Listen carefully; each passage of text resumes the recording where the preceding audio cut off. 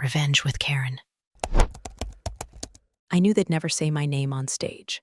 Hell, I knew it the second they started calling the product ours when it was just mine and a Google Doc at 2 a.m. Lit by the glow of leftover pad thai and the crushing realization that I'd made something real and handed it over like a fool.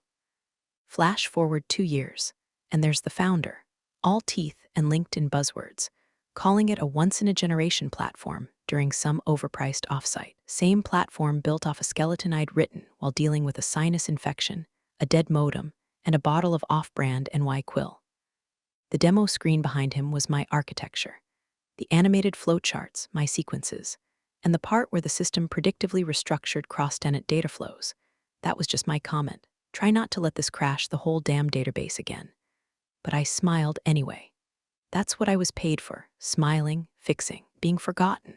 The intern who couldn't find the bathroom came to me for help. The senior devs forwarded me bugs they didn't understand. Half of engineering treated me like a Stack Overflow genie. I gave answers. I cleaned up messes. I didn't ask for parade, except maybe I did. Maybe I wanted someone, just one damn person, to say, she built this. But it was always the same. My commits buried under a dozen names, Slack messages forwarded without attribution, my prototypes rebranded by some fresh-hired product manager who thought agile meant adding emojis to deadlines. And when those slide decks got made, my work became legacy code, like I was already dead. By the way, if you've made it this far and you like stories where quiet people get very loud in legally binding ways, go ahead and hit that subscribe button and like this story. 95% of listeners don't. And honestly, it means a lot to the team keeping this twisted little circus alive. Anyway, the final straw wasn't a big betrayal. It never is. It was a Wednesday.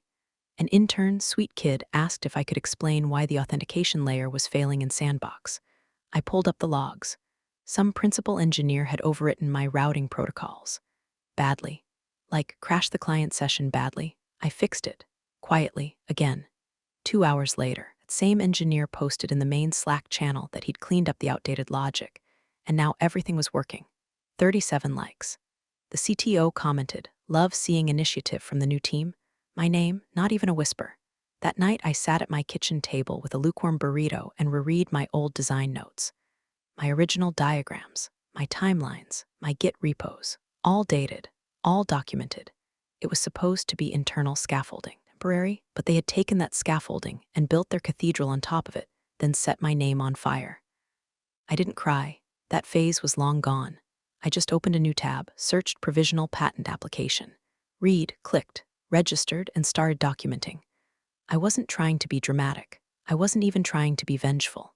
I just wanted to own what I built, because apparently no one else thought I did. And if they weren't going to give me credit, I'd take it another way, one that came with filing dates, legal protections, and cease and desist letters with my damn name at the top. At work, nothing changed. On the surface, I kept mentoring. I kept building. I kept smiling at people who couldn't explain the difference between a class and an instance but made twice my salary.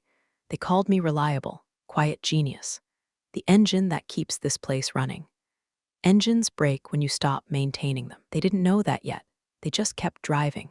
And I let them, because I was building something else now, something they couldn't touch. And I had all the receipts. I should have known she'd come in swinging. New HR director, fresh from some transformative leadership seminar, strutting through the office in click-clack heels like she was auditioning to be the villain in someone else's origin story. She loved phrases like cultural realignment, non-compliant workflows, my personal favorite, intellectual property integrity. That last one always made her eyes gleam, like she thought she was about to uncover a secret lab full of stolen robots. At first, I ignored her. I'd seen plenty like her come and go, performative to the bone, obsessed with headlines and handbooks, trying to make a name for themselves by tightening the screws on the people actually holding the place together. She had something the others didn't, buy-in from someone higher up. I don't know who. It could have been the founder, the legal team, maybe even the CTO who'd gotten real twitchy since I stopped attending strategy meetings. But suddenly, she had teeth. It started subtle. Random emails about device compliance. A few vague Slack messages reminding staff that after-hours access to dev environments must be pre-cleared. Then came the survey, HR initiative to assess workflow vulnerabilities. cloaked in positivity, but the questions were surgical. Who has access to what? When? Why? Then the meeting request. I walked in, sat down across from her, and one of the junior legal guys, barely old enough to shave, clutching a folder like it was a hostage negotiation. She didn't even wait for me to get my water. Just said it, flat and rehearsed. We have screenshots. I blinked. Of you accessing a restricted development environment from a personal device. Ah, there it was. The room went quiet in that smug HR way, like they expected me to start groveling or confessing to corporate espionage. I didn't blink. I just leaned back and let her keep digging. She slid the screenshots across the table like some kind of CSI reveal. Low-res images of terminal windows. My username. Timestamps. One showed me logged into a test server from home around midnight on a Saturday. Another had a git commit tagged with a personal email. Not deployed, not published, just there. They waited for me to panic. Instead, I picked up the screenshots, scanned them slowly, set them down. Thanks, I said. That seemed to confuse her. She shifted in her chair. You realize this is a clear violation of our IP policy? I said, noncommittal. Is that the same IP policy that hasn't been updated since 2017? Or the one legal redlined but never finalized? Her jaw twitched. Junior legal opened his mouth, then closed it. Look, I wasn't stupid. I knew what they were trying to do. Build a paper trail. Paint me as the non-compliant one. The risk, the liability. All while sitting on a goldmine of work I had architected with zero formal recognition. No invention assignment agreements, no copyright filings. Just the assumption that anything I touched belonged to them. But here's the thing about assumptions. They don't hold up in court. I wasn't working on a competing product. I was documenting my own damn brain.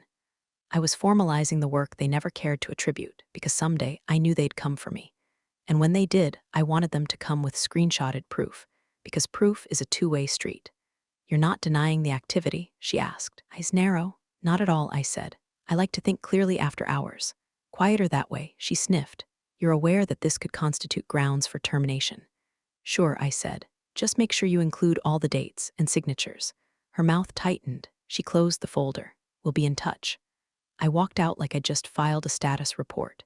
What they didn't know was that every screenshot they printed out in that little conference room, I had already filed them. Context, with dates, with source code hash trails, all tied neatly to provisional patents bearing my name and timestamped by the USPTO. Because when you're an architect, you don't panic when they inspect the scaffolding, you smile, because you know the foundation's already yours. And I was done letting them live rent-free in it. I didn't defend myself, not once. Let them think what they wanted, that I was moonlighting for a competitor, cooking up a rival product in the shadows, that I was some rogue engineer siphoning off secrets through the vents like a Bond villain in yoga pants. The truth was way more boring and infinitely more dangerous. I wasn't working on someone else's project. I was formalizing mine, and the only reason I could do that legally, because they never bothered to write me into the ownership paperwork. Not once in 4 years did anyone ask me to sign an invention assignment agreement. No clause in my onboarding packet. No retroactive form. Nothing. I could have handed over the source code to a startup in Belize and no one could have touched me because they never owned what they never claimed. They were too busy basking in their own reflections. So yeah, I let them run with their fantasy. Let them cast me as the villain while they printed off blurry screenshots like they'd caught Snowden in the server room. Meanwhile, it was 6 months into a quiet little process that started with a coffee-stained notepad and ended with a string of USPTO submissions flagged under examination. Provisional patents for every key component they now used in production. Algorithms, systems design, even a few architecture schemas they'd mistakenly labeled open source. Spoiler, they weren't. The system they loved, the one they called Delta, I'd built its spine. And now I was slowly, methodically, making that spine mine again. So when the email came, subject line, immediate termination, I didn't scream. I didn't call a lawyer. I didn't post some vague inspirational quote about closed doors leading to better windows. I just stood up, walked into HR, and accepted the folder. She handed it to me with all the forced empathy of a flight attendant during a crash landing. We're very sorry it came to this, she said, voice like cold oatmeal. Sure, I replied. Of curiosity, who signed this? She blinked. Excuse me? This document, I said, flipping to the last page. Who reviewed and authorized it? Legal, founder, you? There was a pause, that beautiful, awkward pause. I believe it was cross-reviewed internally, she said finally. Why? No reason, I said, and slipped the paper into my tote like it was a receipt for groceries. Back at my apartment, I laid the termination letter beside my patent filings. Stamped. Signed. Time-stamped. Their version of the story said I was terminated for unauthorized work on a competing platform. My version said I was terminated after independently formalizing unassigned intellectual property. One of those holds up better in front of an IP judge. Guess which? I wasn't after money. Not then. I wasn't even after revenge. I just wanted acknowledgement. Ownership. Something they denied me every time they slapped someone else's name on my architecture diagrams or pitched my back-end structure as a team achievement. They wanted to erase me. Fine, but you can't erase what you never owned in the first place. And now I had everything I needed: dates, names, signatures. Their official reasoning, their false assumptions, and best of all, their overconfidence. They thought they were killing a liability. What they really did was sign away their foundation. I had the paperwork to prove it. They made a whole spectacle out of it. My termination, I mean. You'd think I got caught keylogging the finance team or running some underground crypto farm in the janitor's closet the way they paraded it around. Internal email blast. Slack memo from the founder. All wrapped in vague HREs about restructuring for long-term sustainability and refocusing on core values and compliance. Kind of corporate poetry that sounds like it came out of a blender full of LinkedIn posts and unpaid PR interns. The CTO even held a town hall. Didn't say my name, of course. Would have humanized me too much, but everyone knew. He used phrases like we had to make some tough decisions regarding certain personnel, and we identified internal behaviors that posed long-term risk. Then came the zinger. We've mitigated those risks accordingly. Mitigated, like I was a bad server patch or a leaking faucet. Someone even told me he made a joke about cleaning house. That one stung a little, only because I was the one who built the damn house, painted the walls, and fixed the plumbing every time some product clown set it on fire with an ill-timed rollout. But whatever, let them dance. I stayed quiet, just like I always had, except this time I watched. And that's when they slipped up. A week later, hosted a live-streamed product demo. Their big Q3 rollout, a rebranding of our core system, Delta 2.0, complete with redesigned UI, updated performance benchmarks, and a bunch of polished nonsense about machine intelligence integration. All fluff, but the back end, that was the part I cared about. I opened a browser, pulled up the live stream, and within 10 minutes, I counted 17 elements I'd included in my provisional filings. A predictive caching mechanism that was mine. A conditional API fallback system that hadn't even existed until I prototyped it over a Thanksgiving break while my turkey defrosted in the sink. A new resource allocation tree that I'd diagrammed on a napkin during a meeting where the product team argued for 30 minutes about font sizes. Every piece of it still humming like I left it. No attribution, no changes. Just renamed and rolled out like they'd birthed it from scratch. One of the devs even demoed a feature called Smart Reconnect Logic, which I had once, in a fit of snark, referred to in Jira as lazy reconnect for fragile babies. I almost spit out my coffee. The kicker, they doubled down on the narrative. CEO posted on LinkedIn the next day, "We remain committed to protecting the integrity of our IP, even when hard decisions must be made. Delta 2.0 is just the beginning. IP integrity. That one got me. I screenshotted the post, added it to the folder. At this point, it was almost funny.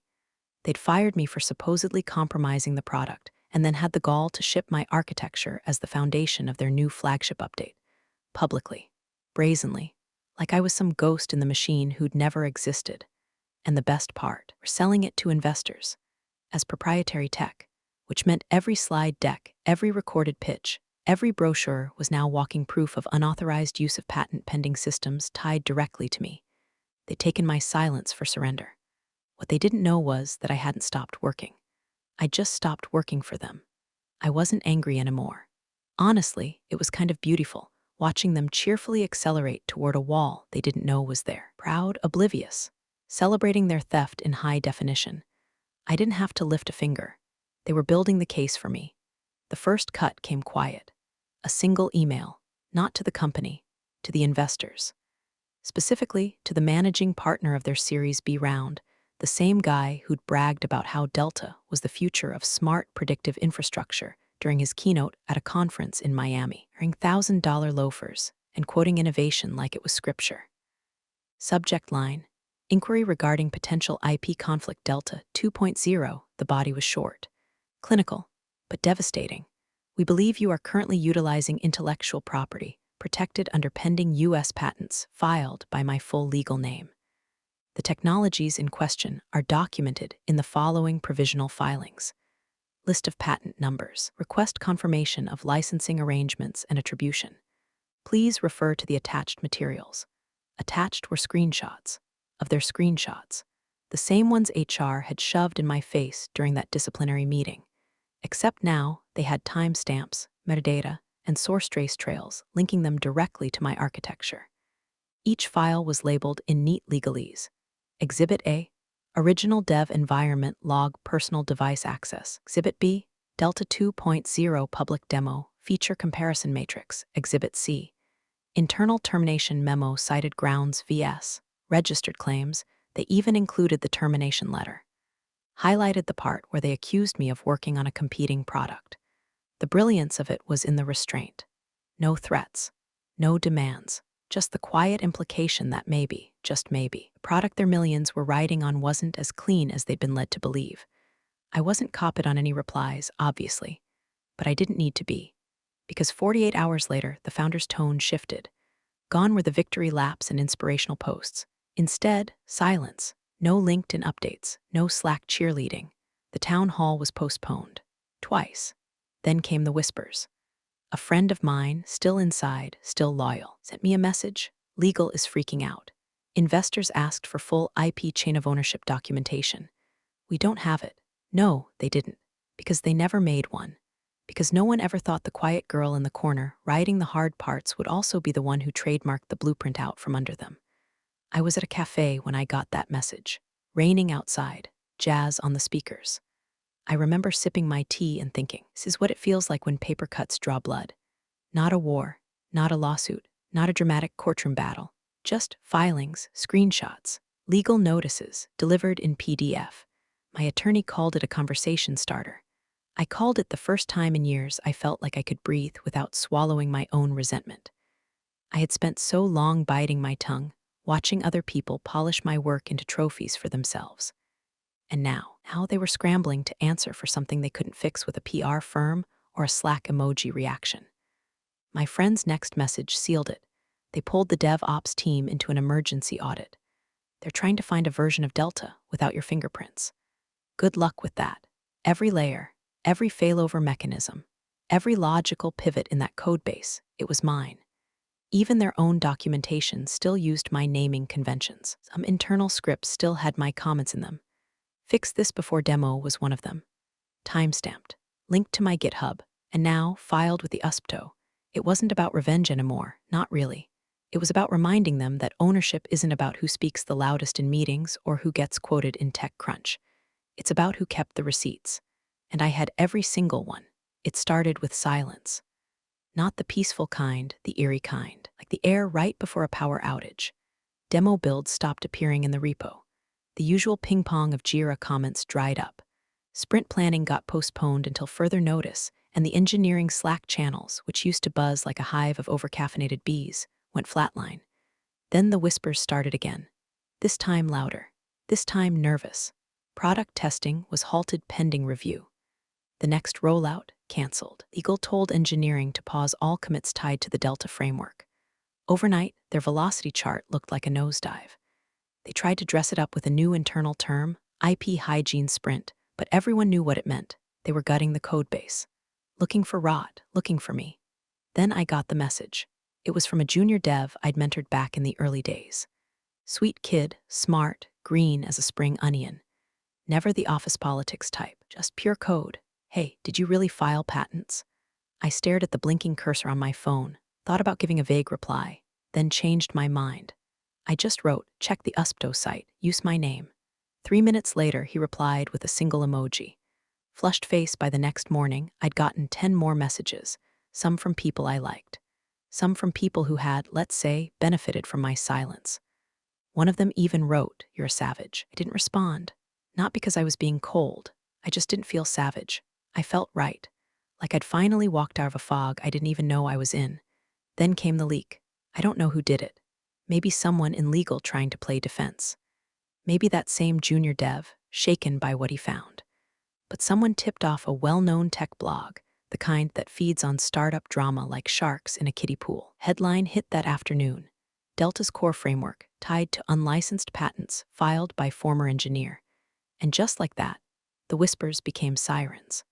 The article included links to my provisional filings, excerpts from the termination letter, screenshots from the Delta 2.0 demo lined up, side by side, with descriptions from my patent claims. One paragraph even quoted the founder's now-deleted LinkedIn post about IP integrity, followed by the sentence, "It appears that integrity was never properly documented." Brutal, beautiful, the story exploded. Hacker News, Reddit, Twitter. Everyone suddenly had an opinion. Some praised me, some called me petty. Some legal tech nerds even started a thread dissecting each of my filings line by line, speculating on enforcement and ownership. But the real fallout hit internally. I heard through the grapevine that the founder canceled 3 investor meetings in 24 hours, that legal had gone into containment mode, that HR deleted their Slack memo about my termination, like that was going to unhappen it. And that's when I knew it wasn't just me reclaiming power. It was them realizing they'd built their empire on a foundation they didn't actually own, and now it was cracking. I didn't gloat, didn't post, didn't even call anyone. Instead, I did what I always did. I sat at my desk, opened a terminal, wrote clean, modular code for something new. No more borrowed tools, no more borrowed time. Just my voice, my system, my name, and this time, they'd have to ask to use it. The cease and desist letters dropped like hammers. Not in some dramatic courtroom showdown, not with gavels and gasps, but in inboxes, time-stamped, certified, stacked with enough legal weight to give every exec acid reflux before lunch. They came from my attorney's IP firm, clean, brutal, surgical. Subject lines like notice of IP infringement. Patent filings 17/914 XXX through 17/915 XXX. Every line read like a heartbeat, slowing to a stop. Are hereby instructed, pending resolution of ownership, continued use may constitute willful infringement. They didn't just target the company. Oh no, this wasn't a warning shot across the bow. This was coordinated. Engineering leads, product owners, DevOps managers, even the client delivery team. Anyone who touched the Delta 2.0 modules built on my architecture got their own copy. Personalized, specific, annotated with feature names and lines of code, still echoing my naming conventions. Smart fail recover, adaptive scaling node, deferred session handler, functions I wrote in sweatpants with a sinus infection, now weaponized like landmines under their flagship product. And it worked. Almost immediately, internal modules got yanked offline. Revenue dashboards plummeted. Clients started emailing things like, "Hey, why is the predictive engine offline? Why is the rollout paused?" Followed by, "Are we in some kind of legal issue we should know about?" Yup, they were. Legal ordered all features tied to the disputed architecture to be temporarily disabled until IP clarity is restored. That meant half of Delta 2.0. The parts that ran client analytics, the parts that drove billing logic, the parts that justified the upsell. Suddenly, the team that once bragged about speed to iteration was caught in a full lockdown. Every build flagged, every push request frozen. They weren't sprinting anymore. They were buried in compliance quicksand, and I was the one who loosened the soil. Then came the real gem, the one they really hadn't seen coming. Buried deep in their Series B funding contract, like 6 layers of fine print deep, was a clause. A beautiful, devastating sentence. In the event of an unresolved material IP dispute affecting core product function, investor funding obligations are subject to suspension until legal resolution. I hadn't written it, but I'd read it months ago, during a weekend where I was trying to understand how they'd structured their financing. Back when I still hoped I'd eventually get a seat at the real table. And now, that clause was a ticking bomb. Because what investor, in their right mind, was going to keep wiring funds to a company actively using contested IP without a clear legal title to it? Spoiler, none. The moment that clause got triggered, the faucet turned off. Incoming capital, frozen. Payroll bonuses, deferred. Feature investments, canceled. They couldn't even legally promise functionality on upcoming contracts because anything built on Delta's bones was now radioactive. I wasn't just some disgruntled dev anymore. It was a legal sinkhole they were rapidly sliding into, while smiling through their teeth at quarterly check-ins and praying no one asked any hard questions. I hadn't shouted. I hadn't raged. I hadn't sent a single angry email. All I did was file what was mine. And now, they couldn't move without stepping on me. Funny how quiet revenge looks when it's notarized. They called it an alignment session, which was rich, considering no one in the room could align on anything more complex than their own coffee orders. Emergency Zoom. Friday morning. Cameras on. Faces tight. The mood, somewhere between funeral and public execution, except no one had told them who the body was yet. The investors were there, 4 tiles in stiff suits, eyes like ice picks. Their counsel took lead, a woman with a voice sharp enough to sterilize surgical equipment. She didn't waste time. No greetings, no small talk. Before we move forward, she said, flipping through a manila folder with surgical grace, we need to confirm something simple. Click. She held up the signed termination letter on screen. My name, bold and final, their cause for dismissal, the date, the signatures. Who, she asked, voice calm and deadly, authorized this termination? Silence, a long one. Then HR jumped first, of course they did. That came from legal, the director chirped, eyes darting like a trapped possum. We were told there were compliance risks. We were simply following protocol. Legal's head of risk shot a look across the screen like she'd just been accused of arson. That's not accurate, he said. Flat, cold. We were notified after the fact. We were not included in any IP review and certainly not in the decision to terminate. No counsel was requested. No waivers were filed. Investor counsel didn't react, just jotted something down, then looked at the founder. Now, this guy, he'd spent months acting like Delta 2.0 was his personal moon landing. He loved to talk vision. He loved even more to talk over people. But right now, he looked like a child caught stealing batteries from a Walgreens. He cleared his throat. Twice. There may have been a miscommunication about escalation. No, the investor lawyer interrupted. What you have here is a failure of corporate governance. You terminated an individual whose intellectual property formed the backbone of your platform. You did so without legal oversight, without verifying assignment agreements, and without securing ownership. A beat. And now you've breached Clause 17C. The funding hold remains in place. That was when the senior engineer, Michael, of all people, spoke. He'd been there nearly as long as I had. We didn't talk much. He was one of the few people I trusted not to break the system when touching it. Solid dev. Liked to build, didn't like drama. He unmuted, his camera shaky like he was dialing in from a stairwell. I can't be part of this anymore, he said. I reviewed the Delta code last night. 90% of it ties back to her original commits. This whole thing was built on her logic. Dead silence. I'm resigning, he added. Effective immediately. I'll forward my offboarding doc. I'm not going down with this. Click. He left the call. No one breathed for a full 5 seconds. Then someone, the CFO maybe, started muttering about internal reviews and learning opportunities. But it was over. Everyone knew. You could see it in their eyes. The crumbling edges. The quiet calculations. This wasn't salvageable. They didn't just burn a bridge. They torched the foundation and tried to sell the ashes. And now, flames were in their inboxes. They tried to spin it one last time. One more carefully worded press release.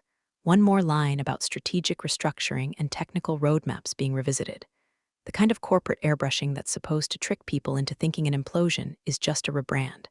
But behind the scenes, the walls were bleeding. The final shareholder call wasn't a discussion. It was a reckoning. Closed door, off camera. Attendance mandatory. Everyone's mic muted except the lead investor and legal counsel. The statement was read in a tone devoid of oxygen. Due to pending IP disputes and unresolved ownership claims tied to the Delta framework, Product Delta is officially suspended until further legal clarity is achieved. No questions. No follow-up, just silence, the kind that chokes. Within hours, the lead investor pulled out. A clean break. Public, blunt, merciless. In light of material governance failures, our partnership with company name is concluded. The valuation cratered. Word spread fast.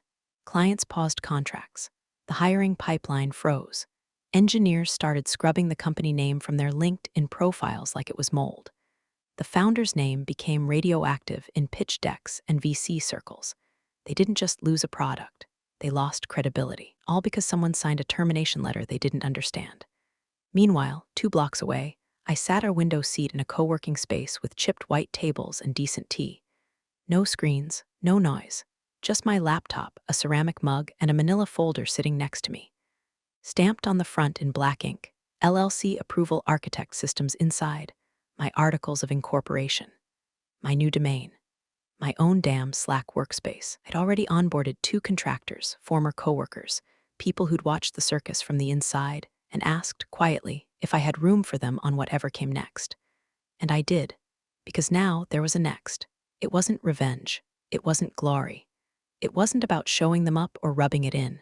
It was ownership. And then, as if the universe had a sense of timing, my phone buzzed.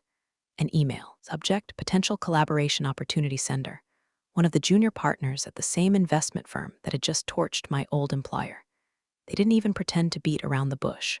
We understand you're the registered holder of the foundational IP behind the Delta architecture.